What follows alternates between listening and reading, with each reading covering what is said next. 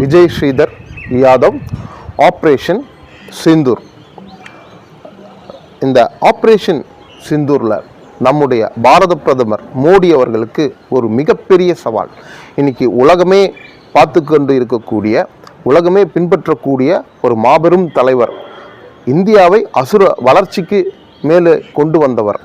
பஹல்காம் தாக்குதலிலே அவர்கள் கொடுத்த ஒரு சவால் என்னவென்றால், அந்த பெண் அழுகளுடன் என் கணவரை கொன்றுவிட்டீர்களே, என்னையும் என்னுடைய குழந்தைகளையும் கொன்றுவிடுங்கள் என்று கூறியபொழுது அவர்கள் என்ன சொன்னார்கள் என்றால், உன்னை உயிரோடு விட்டுவிடுவதற்கு காரணமே நீங்கள் இதை கொண்டு சென்று மோடியிடம் போய் சொல்லுங்கள் அப்படி என்று அவர்கள் கூறிவிட்டார்கள். இந்த தீவிரவாதிகள் அவன் கூறிய அந்த வார்த்தைக்கு பதிலடி கொடுக்க வேண்டும். அதாவது இதுவரை எதிர்பார்க்காத அளவிலே, இந்தியா இதுவரை செய்யாத அளவிலே ஒரு தாக்குதலை நடத்த வேண்டும். அதே சமயத்தில் இந்தியா வளர்ச்சி பாதையில் சென்று கொண்டிருக்கிறது.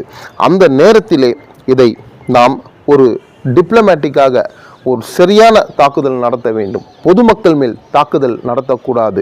தீவிரவாதிகளை அழிக்க வேண்டும். இராணுவம் அடுத்து வந்தால் இராணுவத்தை அழிக்க வேண்டும். இது போன்ற பல சிக்கல்கள் நிறைந்த இந்த சூழ்நிலையிலே அந்த பாரத பிரதமர் மோடி உலகமே எதிர்பார்த்து கொண்டிருந்தது அவர் அந்த சவாலை எப்படி எதிர்கொள்வார் என்று. ஆனால் பெண்கள் குங்குமத்தை அழித்ததற்காக அந்த பெண்களை வைத்தே இவர்களை அடிக்க வேண்டும் என்று பாரத பிரதமர் ஒரு முடிவை எடுத்தார்.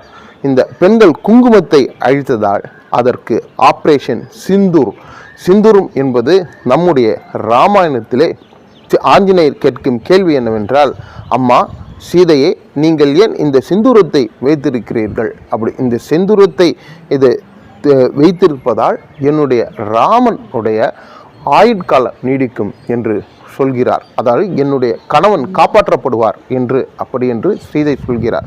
அதே நேரத்திலே ஆஞ்சநேயர் சிறிது நேரம் சென்று தன்னுடைய உடல் முழுக்க செந்தூரத்தை பூசிக்கொண்டு வந்து ராமர் முன்னே நிற்கிறார்.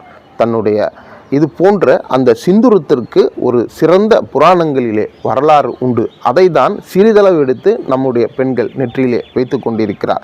இது மிகவும் சென்டிமெண்ட்டான விஷயம், மிகவும் பெண்களை பாதிக்கக்கூடிய விஷயம், மிகவும் பாதுகாப்பு அச்சுறுத்தல் விஷயம்.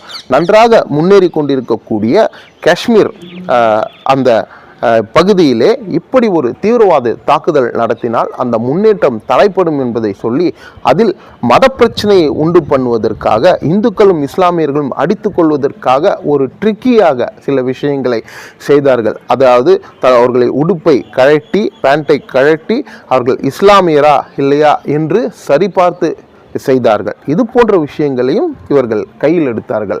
ஆனால் இதை அத்தனையும் முறியடிக்க வேண்டும், இவர்களுக்கு சரியான நீதியும் வழங்க வேண்டும், தாக்குதலும் சரியாக இருக்க வேண்டும் என்ற ஒரு எண்ணத்தோடு நம்முடைய பாரத பிரதமர் மோடி அந்த ஆப்ரேஷனுக்கு பெண்களை அவமதித்த நீ, பெண்களுக்கு துரோகம் இழைத்த நீ, பெண்களை மனவழிக்கு பாதிப்புக்குள்ளாக்கிய உனக்கு பெண்களை வைத்தே செருப்பால் அடிப்பது போல் அடிக்கிறேன் என்று அவர் ஒரு உள்ளளவு உறுதி பூண்டு இந்த சிந்தூர் ஆப்ரேஷனுக்கு 2 பெண் சிங்கங்களை நியமித்தார். Colonel Sofiya Qureshi, army and wing commander Vyomika Singh. இந்த 2 பெண் சிங்கங்களும் இதில் களத்தில் புகுந்து விளையாடியது. ஆனால் இவர்களுக்கு மேலே நம்முடைய ஆயுதங்கள் எல்லாம் பயன்படுத்தினோம், பலவிதமான ஆயுதங்கள். இது அத்தனைக்கும் மேலே இதில் தாக்குதல் எப்படி நடத்த வேண்டும்? நாம் தீவிரவாதிகள் கேம்புகளை மட்டுமே அழிக்க வேண்டும். பொதுமக்கள், பாகிஸ்தானிய பொதுமக்கள் கூட இதில் எந்த விதத்திலும் பாதிக்கப்படக்கூடாது. அதே வேளையில் இராணுவம் வந்தால் அவர்களையும் நாம் எதிர்கொள்ள வேண்டும். அதே நேரத்தில் LOC லைன் ஆஃப் கண்ட்ரோலை தாண்டி நாம் உள் சென்றும் இந்த தாக்குதலை செய்ய முடியாது. அப்படி இருக்க நாம் வான்வழி தாக்குதல் நடத்துவதா, கடல் வழி தாக்குதல் நடத்துவதா, அல்லது காலாட்படை நில வழியாக தாக்குதலை நாம் நடத்துவதா என்று பல கேள்விக்கு மத்தியிலே பாரத பிரதமர் மோடி ஒரு அழகான ஒரு முடிவை எடுத்தார். நம்முடைய இராணுவ தலைவர்கள், நம்முடைய உளவுத்துறை தலைவர்கள் அனைவரும் சேர்ந்து ஒரு சரியான முடிவை எடுத்தார். அதுதான் வான்வழி தாக்குதல். சரி, இந்த வியோமிகா சிங் குரேஷி இவர்கள் இருவரும் சேர்ந்து தாக்குதல் நடத்துறதுக்கு ஒரு முக்கியமான பங்கு வகிக்க போகிறார்கள். இவர்களுக்கு மேல் எந்த அதிகாரியை சரியாக நியமிப்பது என்று அவர் சிறந்து ஆலோசித்து அதற்காகத்தான் ஒரு சரியான உயர் அதிகாரியை நியமித்தார். அவர்தான் Awadhesh Kumar Bharti Yadav, air marshal AK Bharti. நாம் அவருக்கு வைத்திருக்க பெயர் AK-47. இந்த ஏர் மார்ஷல் AK பாரதி அவர்களை ஏன் தேர்ந்தெடுத்தார்கள்? இவர் பலவிதமான பயிற்சிகளில் சிறந்து விளங்கியிருக்கிறார். சிறுவயதில் ஏழை குடும்பத்தில் பிறந்தவராக இருந்தாலும் இவர் கல்வி முறையில் சிறந்து விளங்கியிருக்கிறார். இவர் சைனிக் பள்ளிக்கூடத்தில், அதாவது ஆர்மி பள்ளியில் பயின்றிருக்கிறார். அப்பொழுது NDA நேஷனல் டிஃபென்ஸ் அகாடமி, அப்புறம் SSC defence service staff college, அப்புறம் SASO senior staff officer command in Prayagraj. அதில் இது எல்லாத்துலேயுமே சிறப்பாக செஞ்சுருக்கிறார். எல்லாத்துலையும் மெரிட்டில், இவர் எஜுகேஷனில் எல்லாமே மெரிட்டில் பாஸ் பண்ணியிருக்காரு. அதே மாதிரி சுகோய் 330 MK இந்த விமானத்தில் கமாண்டர் ஆஃபீஸராகவும் இருந்திருக்கிறார். அதே நேரத்தில் 3 star for accident free flying, அதாவது விபத்து ஏற்படாமல் இவர் தலைமையிலே இந்த வான்வழியிலே பறந்ததற்கு 3 நட்சத்திரங்கள் 3 ஸ்டார் வாங்கியிருக்கிறார். இது போன்று மேலும் பல விஷயங்கள், பல சாதனைகளை இவர் நிகழ்த்தியிருக்கிறார். இவர் 1987 ஏர் பைலட்டாக சேர்ந்து படிப்படியாக முன்னே வந்திருக்கிறார். அனைத்து கல்விகளிலும் சிறந்து விளங்கியிருக்கிறார். மெரிட்டிலே அனைத்தையுமே பாஸ் செய்திருக்கிறார். இந்த AK பாரதி யாதவ் ஒரு நல்ல ரிசல்ட் கிடைக்கும் தான் இவரை நியமித்தாங்க. ஏன்னா கொடுத்துருக்கிறது உலகத்துமே உத்து பார்க்கக்கூடிய ஒரு முக்கிய தலைவரான பாரத பிரதமர் மோடிக்கு வந்த சவால். அப்பொழுது இவர் அந்த 9 இடங்களிலும் துல்லியமான தாக்குதல், அதாவது இவர் பார்த்தீங்கன்னா இந்த ஏர் மார்ஷல் இந்த ஆர்கிடெக்ட், இந்த கம்ப்ளீட் இந்த சிந்தூர் ஆப்ரேஷனோட ஆர்கிடெக்டர் இவர் தான். இவர் என்னென்ன பாம்ஸு எங்கெங்கே நம்ம பயன்படுத்துகிறோம், நம்ம பிரம்மோஸ் வச்சுருக்கோம், ஆகாஷ் வச்சுருக்கோம், ஸ்கால்ப் மிசைல் பயன்படுத்தணும், பிரம்மோஸ், ஆகாஷ், ஸ்கால்ப்பு, ஹேமர் வகை குண்டுகள்லாம் நம்ம இதில் பயன்படுத்தணும். ஆனால் ஒரு சாதாரண ஒரு சின்ன ட்ரோனுக்கு நம்ம பெரிய குண்டை பயன்படுத்த முடியாது. அது S-400 நம்ம ரஷ்யா கிட்ட வாங்குறது, நிறைய பேர் அதை பயன்படுத்தணும்னு நினச்சாங்க. அதை நம்ம பயன்படுத்தவே இல்லை. இதெல்லாம் பல 1000 கோடிகளை மதிப்புகளை கொண்டது இந்த டிஃபென்ஸ் சிஸ்டம். ஆனால் எதுக்கு எவ்வளோ தேவை, எந்த இடத்துக்கு போகணும், அந்த இடத்துக்கு ஏற்ற மாதிரி துல்லியமாக தாக்குதல் நடத்தணும், எந்த இடத்துக்கு எந்த மிசைல் முக்கியத்துவம் வாய்ந்தது, அதே மாதிரி எவ்வளோ தூரம் பறக்கணும், எந்த இடத்துல நம்ம சரியாக லைன் ஆஃப் கண்ட்ரோலை எப்படி மெயின்டைன் பண்ணணும், இது பண்ணி பலவிதமான சிக்கலான விஷயங்களிலே ஆள்வதில் கைதேர்ந்து விளங்கினார். அதனால் இந்த AK பாரதி அவர்கள் இந்த ஆப்ரேஷன் சிந்தூரை துரிதமாக மிகவும் அற்புதமாக நடத்தி காட்டினார். இதில் என்னென்னா ஒரு கமர்ஷியலாகவும் நம்ம வீக் ஆகிடக்கூடாது. அவங்க ஒரு சின்ன ட்ரோன் அனுப்புவாங்க, நம்ம அதுக்காக ஒரு பிரம்மோஸ், S-400 ஆகாஷ் எதுவும் அடிக்க முடியாது. ஆனால் நம்ம அடிக்கக்கூடிய இலக்கை துல்லியமாக தாக்கவும் செய்யணும், இதையும் செய்யணும். அப்படின்றதுல பார்த்தீங்கன்னா இது ரொம்ப துரிதமாக செயல்பட்டு இவர் எல்லாத்துலேயும் தாக்கினார். அந்த ஒரு ஆர்கிடெக்ட் பிளானிங் இருக்கு இல்லையா, அது செய்து கொடுத்தது, அது கம்ப்ளீட்டாக பண்ணது AK பாரதி. இந்த பாரதி யார், இவரோட குடும்ப பின்னணி என்ன அப்படின்னு பார்க்கும்போது இவருக்கு 3 சகோதரர்கள், ஒரு சகோதரி. இவர் எந்த ஊரில் பிறந்தார்னா நம்முடைய பீகார் மாநிலத்தில் மிகவும் ஏழ்மையான குக் கிராமத்தில், ஒரு கரண்ட் வசதி கூட இல்லாத ஒரு கிராமத்தில் ஒரு ஏழ்மையாக வளர்ந்தார். இவரோட அப்பா பேர் என்னென்னா JL யாதவ், அம்மா பேர் ஊர்மிளா தேவி யாதவ்.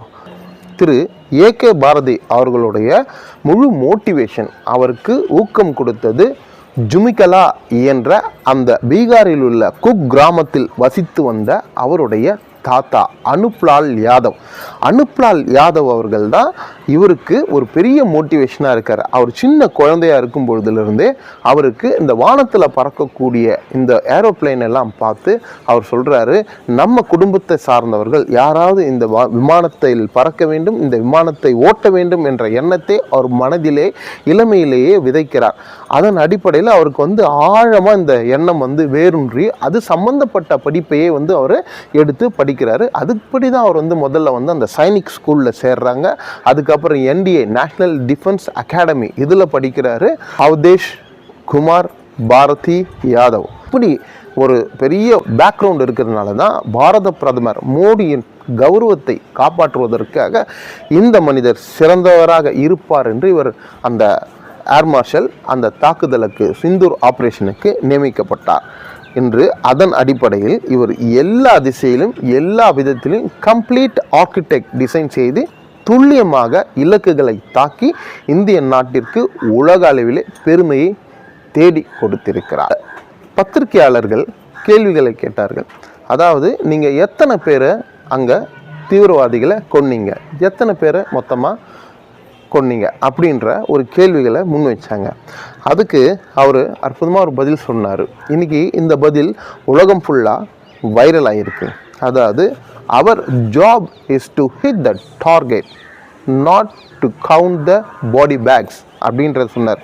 எங்களுடைய நோக்கம் அந்த டார்கெட்டை துல்லியமாக அடிப்பது தான், ஆனால் அந்த பிணங்களை எண்ணுவது அல்ல, பிணப்பைகளை எண்ணுவது அல்ல என்று ஒரு அற்புதமான வாசகம். இது இன்னைக்கு டிஷர்ட்டில் போடுற அளவுக்கு போட்டு பெரிய வைரல் ஆகிருக்கு.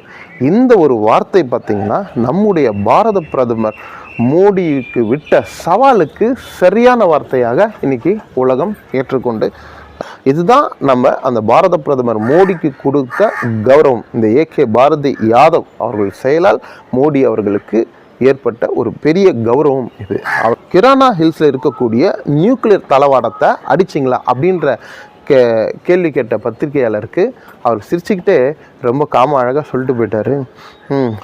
அப்படியா, அங்கே அணு ஆயுதம் இருக்கா தெரியல அப்படின்னு சொல்லிட்டு போயிட்டார்.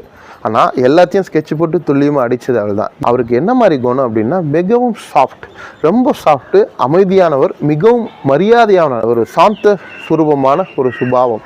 சாது மிராண்டால் காடு கொள்ளாது.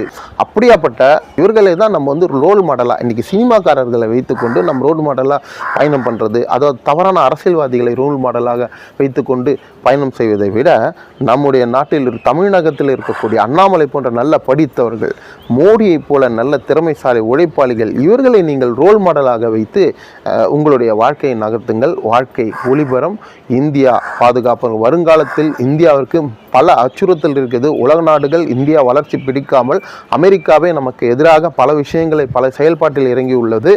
இந்த காலகட்டத்திலும் நாம் தேசபக்தியோடு செயல்பட்டால்தான், இது ஆளும் கட்சியாக இருந்தாலும் சரி, எதிர்கட்சியாக இருந்தாலும், இங்கிருந்த எந்த கட்சிக்காரர்களாக இருந்தால் இளைஞர்களே உங்களை மூளைச்சாலை செய்து பிரித்து விடுவார்கள். மாற்று சமுதாயத்தினருக்கும் சொல்கிறேன், இது இந்தியாவில் பாதுகாப்பான நாடு.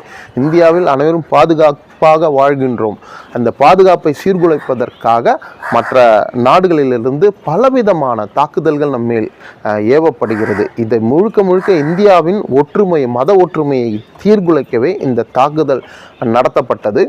இந்த இந்திய நாட்டுக்குள் மதக்கலவரம் ஏற்படும் என்பதை இவர்கள் இந்துக்கள் மேல் இந்த தாக்குதலை நடத்தி தீவிரவாதிகள் ஒரு பெரிய எதிர்பார்ப்புடன் செய்தார்கள். அதை சுக்குநூறாக முறியடித்து தீவிரவாதிகளை மட்டுமே தாக்குதல் நடத்திய நம்முடைய இராணுவ வீரர்களுக்கும் நம்முடைய பாரத பிரதமருமான நரேந்திர மோடி அவர்களையும் அவருடைய டீம் பஞ்ச பாண்டவர்களாக விளங்கக்கூடிய பாரத பிரதமர் மோடி, அஜித் தோவால், ஜெய்சங்கர், ராஜ்நாத் சிங், அமித்ஷா, இது போன்ற அனைவருக்கும், அனைத்து இராணுவ வீரர்களுக்கும் நன்றிகளை தெரிவித்துக் கொள்கிறோம்.